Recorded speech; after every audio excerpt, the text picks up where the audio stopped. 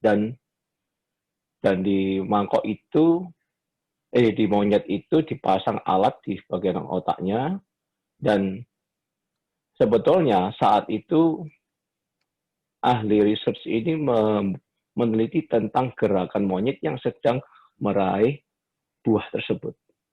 Dan ketika monyet itu meraih buah itu, ada suara yang dimana dari bagian alat tadi yang disambungkan ke otak dan memberikan bunyi. Bunyi itu seperti ketukan. Ketukan seperti ini. Nah, ketukan-ketukan ini menjadi satu tanda bahwa ada kerja otak di balik monyet yang sedang mengambil buah tersebut.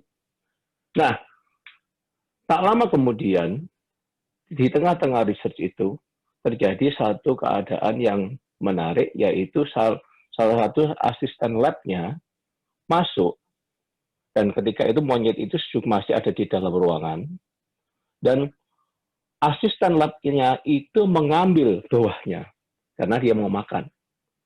Waktu asisten lab itu mengambil buah tersebut, ternyata ada bunyi juga yang sama terdengar meskipun monyet itu tidak sedang mengambil makanan tadi. Monyet itu hanya memperhatikan asisten lab-nya mengambil makanan itu. Nah, dari situ ditemukan satu jenis sel neuron yang bernama mirror neurons, dan itulah yang menjadikan otak kita ini menjadi otak, dan ditemukan sel ini ditemukan banyak di otak kita, dan menentukan bahwa otak kita adalah otak sosial. Jadi apa yang terjadi pada orang lain, kita ini juga bisa melihatnya dan merasakannya. Kita bisa menjadi meniru gerakan orang lain, bahkan kita juga akan merasa sakit seandainya kita melihat seseorang itu juga merasa sakit. Jadi kita punya empati. Nah, jadi bagian otak yang mendeteksi rasa sakit secara fisik dan otak yang mendeteksi sakit secara sosial itu ternyata bagian otak yang sama. Di dalam hal ini, menurut David Rock, itu ada 5 poin social pain yang selalu menjadi pekerjaan otak kita, otak kita mendeteksi itu secara sosial. Ada pertama status, yang kedua certainty, ketiga otonomi, keempat relatedness, dan kelima fairness. Nah, dalam hal ini adalah certainty. Kita sedang dalam kondisi uncertain. Next slide. Bagaimana otak kita mendeteksi sesuatu yang uncertain? Itu ada satu bagian struktur di dalam otak ini yang bernama locus coeruleus. Itu akan mengeluarkan satu neurotransmitting, yaitu seperti steroid hormon, menuju seluruh otak, bahkan termasuk otak bagian depan kita yang smart, yang pintar, yang analitik, dan juga pada amigdala. Amigdala ini adalah otak emosional kita, dan ketika itu dibasahi semua, maka amigdala ini juga akan sama-sama memberikan respon. Next.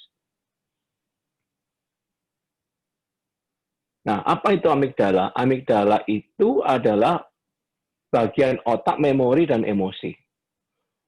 Sebetulnya waktu si locus coeruleus memberikan satu zat hormon, yaitu noradrenalin, yaitu hormon kewaspadaan, ketika amigdala ini mempunyai memori dan tertentu di masa lalu, atau pernah melihat sesuatu kejadian di masa lalu yang terhubung dengan keadaan sekarang, maka dia merilit bahwa ada satu yang terasa. Jadi kebanyakan ketika kita melihat sesuatu, yaitu kita, apalagi dalam pandemi ini, itu keadaannya adalah keadaan fear of losing, rasa takut kehilangan.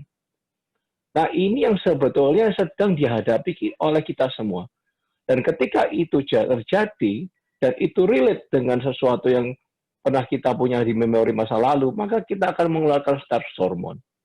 Kita akan mengeluarkan namanya kortisol dalam tubuh ini, dan kita siap untuk fight or flight. Kita siap untuk lari atau kita untuk fight.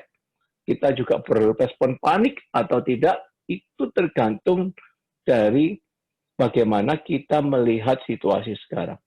Kalau itu terjadi terus-menerus dalam diri kita saat ini, kita nggak usah ngomong dulu masalah performance, karena sulit sekali kita akan melakukan yang namanya performa maksimal.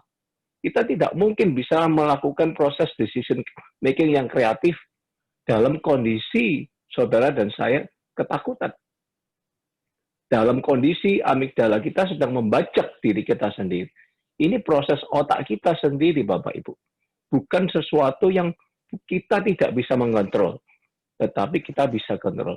Next. Apa yang bisa kita lakukan? Bagaimana kita bisa men-stop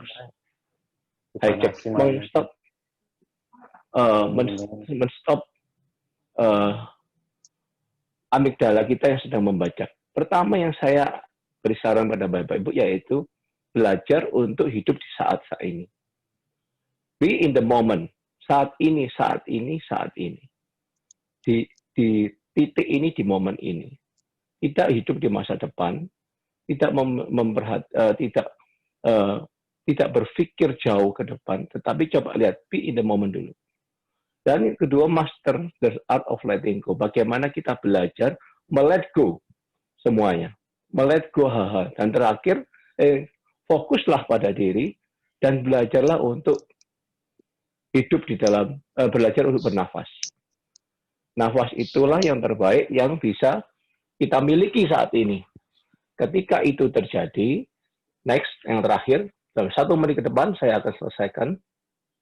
Kita akan belajar, yaitu bisa mulai mengikuti yang namanya flow. Ini kondisi ideal kita. Kita ingin performance kita itu dalam kondisi ideal, yaitu flow. Nanti di workshop berikutnya, saya akan bahas lebih detail bagaimana kita bisa berperforma maksimal dan mendapatkan flow itu.